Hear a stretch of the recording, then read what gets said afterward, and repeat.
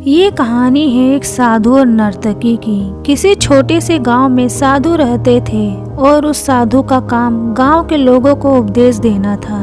उसी गांव में एक नर्तकी रहती थी। उसका काम लोगों के सामने नाचकर गांव के लोगों का मन बहलाना था।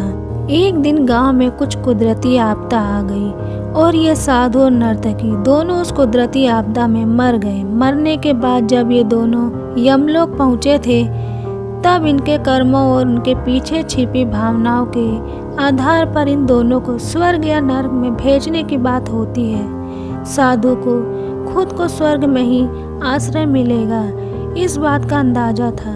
दूसरी तरफ नर्तकी के दिमाग में ऐसा कुछ भी नहीं था।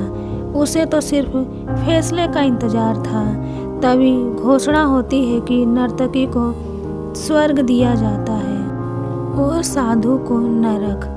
इस फैसले को सुनते ही साधु यमराज पर बहुत चिल्लाते हैं और उनसे क्रोधित होकर पूछते हैं कि यह कैसा न्याय है महाराज। मैंने अपनी सारी जिंदगी लोगों को उपदेश देने में बिता दी और मेरे नसीब में नर्क, जबकि ये नर्तकी जीवन भर लोगों को रिझाने के लिए नाचती रही और इसे स्वर्ग दिया जा रहा है। ऐसा क्यों? मेरे साथ ये अन्याय क्यों?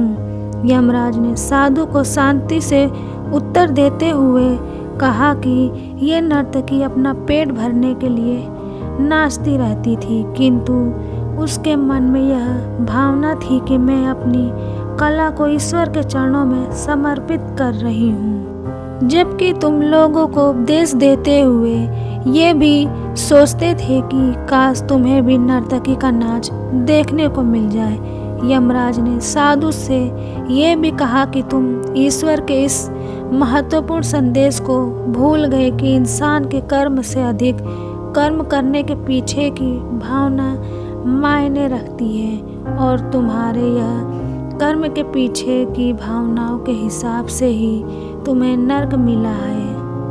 इस कहानी से हमें यह सीख मिलती है कि हम चाहे कोई भी काम करें पर हमारे उस काम करने के पीछे की नीयत साफ होनी चाहिए। अगर हमारी नीयत साफ नहीं होती तो हमें दिखने में भले लगने वाले काम भी पुण्य की जगह पाप ही भागीदार बना देता है। आपको ये कहानी पसंद आई हो तो ऐसी कहानी सुनने के लिए लाइक सब्सक्राइब करना न